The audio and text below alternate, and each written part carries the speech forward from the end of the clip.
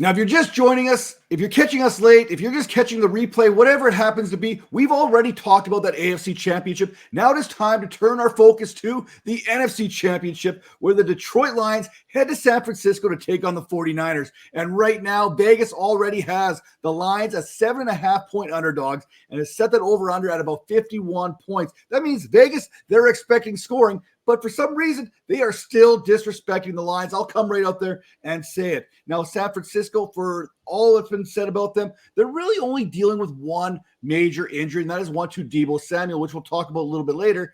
But he's dealing with that scapula injury. He's going to play. He's limited in practice, but I have a pretty good feeling he's going to play. Now, whether he's going to be a decoy or actually be a factor is another story altogether. As for the Lions, huge moves here on the injury report. Khalif Raymond out. Jonah Jackson, MCL surgery earlier on this week. Huge loss for the Lions in that interior offensive line. Frank Ragnow, he looks like he's going to be playing. He is a warrior. He went down last week with ankle and knee injuries, finished off the game. He's basically the straw that stirs that Lions offensive drink as far as that run game is concerned. He's the guy going out there biting kneecaps and letting the running backs run on top of the defenders. So when we look at this game, in San Francisco, you have two quarterbacks looking to silence critics. You're looking at one who's basically Mr. Irrelevant, who's never got the respect that he deserves. He was the final player drafted in the 2022 NFL draft. And last week, say what you will, he struggled in the rain last week. But when it mattered most, Tara, he came through leading the 49ers on a game-winning drive. The other quarterback, a former first overall pick in 2016, I believe, who some believe has never lived up to his draft stock, despite being only the fifth quarterback to take two different teams to championship contests. The other four, Tom Brady, Peyton Manning, Brett Favre, Kurt Warner, not bad company for Jared Goff. Goff, he's looking to get the Lions back into the championship game for the first time since 1957, which happens to be the last time the Lions won a road game in the playoffs. The opponent then was the San Francisco 49ers. Now, I'm not saying that the Detroit Lions or the Cardiac Cats aren't a team of destiny, but I'm not saying it either. You know, Tara, when we look at this, is there a storyline that you particularly enjoy about this matchup? Yeah, I do. I mean, it's interesting because I do feel like Jared Goff is very similar to Brock Purdy, just with far better draft capital. They're both guys who obviously get knocked for being more so game managers, not having that true game-changing upside of the guys like we just talked about, the Patrick Mahomes and the Lamar Jacksons of the world. But when we're looking at these two quarterbacks, I do think that they're both very capable of leading their teams to a Super Bowl. We know that with Goff. So when we're looking at these quarterbacks, I think it's a battle of guys who are really trying to solidify and prove themselves. So regardless of what happens here, somebody is going to make a point. I'm crossing my fingers that it is Jared Goff because I'm a Jared Goff supporter, despite the fact that he is my NFC North rival there. I do support his hopeful turnaround here and the respect that I do think he deserves in terms of being able to be a driving force within the team, not just a game manager, being able to put up points and really be effective overall. So I like this narrative. I like this game. Obviously, my preferred game of the week is watching Lamar Jackson win, but I'm going to enjoy watching this game as well because I'm hoping that Detroit can pull off the nice upset here.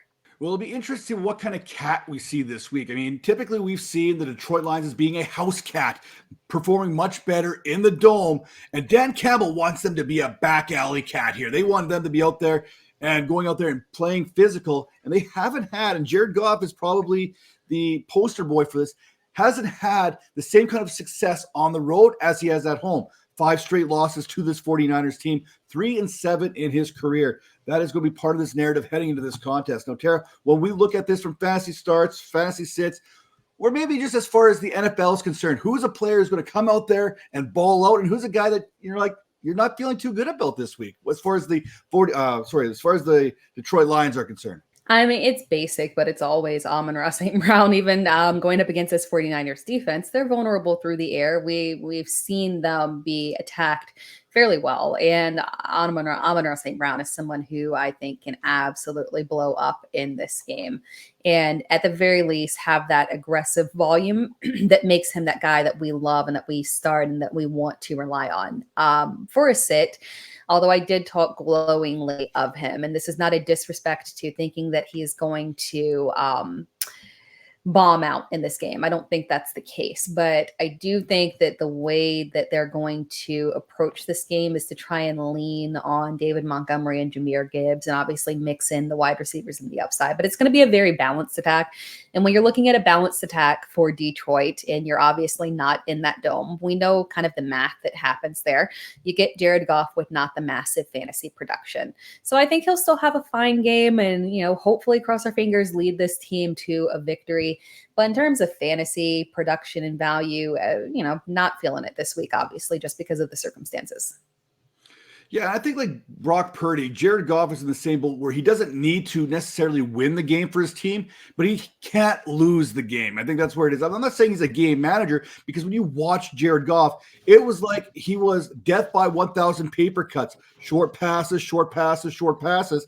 But then they hit the deep ball, something that Jared Goff was not afraid to do, averaging about 17.2 yards when they do decide to air it out, a 52% explosion rate there. I mean, just because they don't go for the deep ball all the time doesn't mean that the deep ball is not being set up by this run game, by that short passing game. And for me, Jahmyr Gibbs is that guy here that I am starting this week. You can run on this 49ers team despite what the regular season fantasy numbers would suggest. I like Gibbs more than I like David Montgomery here, especially when we talk about that banged up Frank Ragnow, the loss of Jonah Jackson, which is going to be making it a little bit more difficult to run inside. But that doesn't mean Jahmyr Gibbs isn't going to bounce it outside. It's not going to mean he's not going to be a factor in the short passing game, which will be an extension of this Lions run game. Detroit ran for 114 yards against a solid Bucs run defense, with 74 of those being courtesy of Jahmyr Gibbs, who can break one off at any time. Detroit leans run heavy with the 11th highest run rate over expectation per NFL generate stats there, and the 6th most efficient running team in the league per EPA.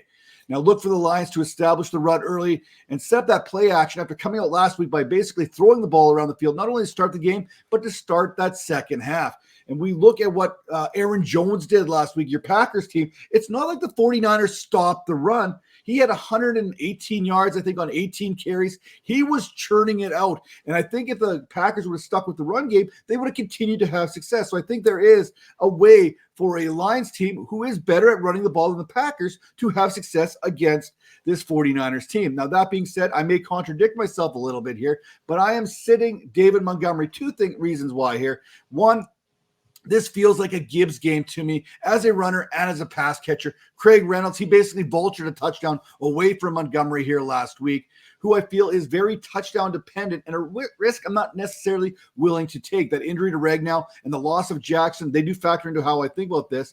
And I'd still like to kind of have, and this is point 2 here, if I'm looking at these playoff contests, if the Lions are to advance, I'm starting Jahmyr Gibbs this week because, San Francisco, they are the favorite, and I want to make sure I use a good player. But on the back of my mind, if the Lions are to advance, I want to have David Montgomery, whether it be the Chiefs or the Ravens. I want to be able to have a running back to use in these fantasy contests. So for that reason, I am sitting David Montgomery because I think he's more touchdown dependent. It's going to be tougher to run inside, and Jahmyr Gibbs is going to have the bigger game. And that way I also have an option heading into next week.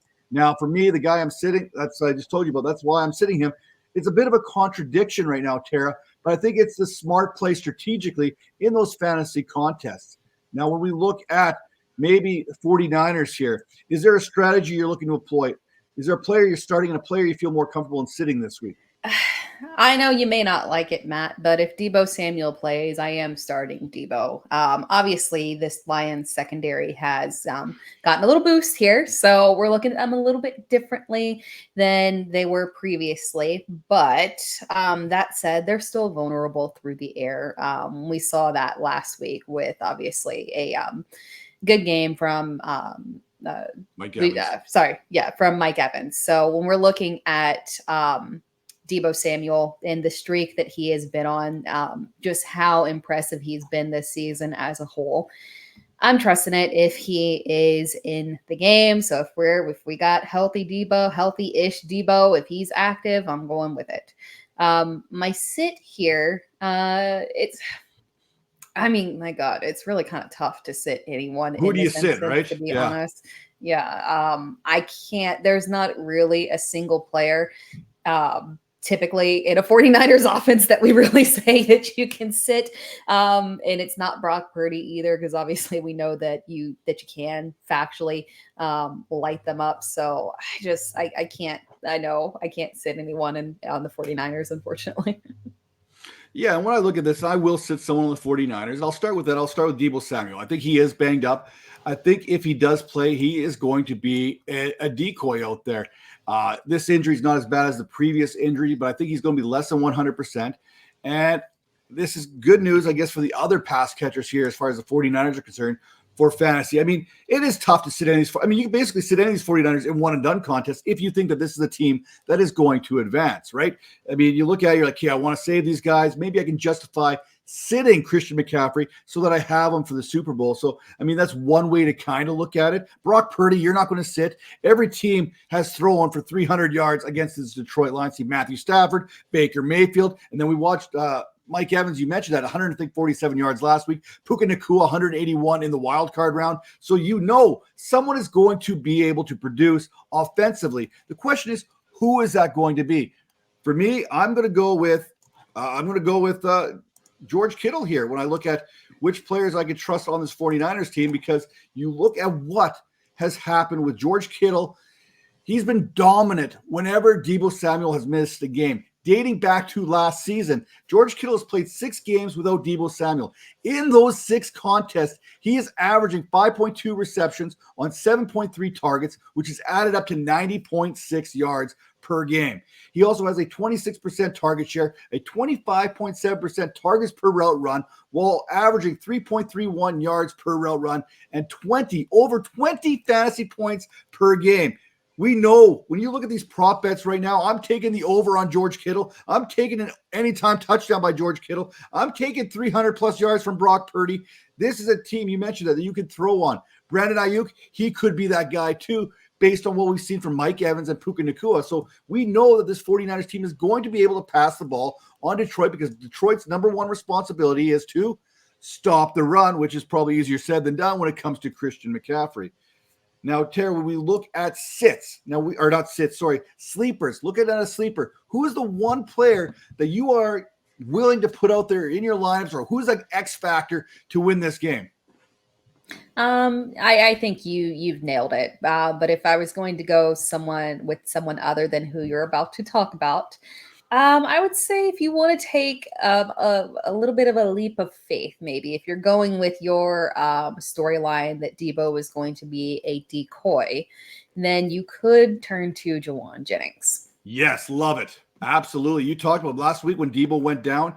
It was Jennings who was a guy who produced for the 49ers. I can't remember what the numbers were, but it was something like 4 for 51 or something around that ballpark. So, yeah, absolutely, Tara. That is that guy. He was kind of like guy I was going to pivot to here for the San Francisco 49ers. I had a couple of lines. Khalif Raymond was in that consideration because he does have the 5th most deep targets on this Lions team behind Amon-Ra St. Brown. But for me, it's Josh Reynolds. You love Josh Reynolds. I love Josh Reynolds. The reason why, the 49ers have allowed the 9th most receiving yards this season against slot receivers, and that's where you're going to see Reynolds lining up a majority of the time there on Sunday. So when you look at that, this is why he happens to be the guy. So the Lions, we also mentioned that there's going to be opportunities to take that deep shot. And if I felt good about Khalif Raymond prior to his injury, I'm going to probably feel good about Jameson Williams, who is basically averaging about 17.2 yards per game or per attempt there. So when you look at that, we talk about that explosive playability for the Detroit Lions. Dink and dunk, run the ball, take a shot.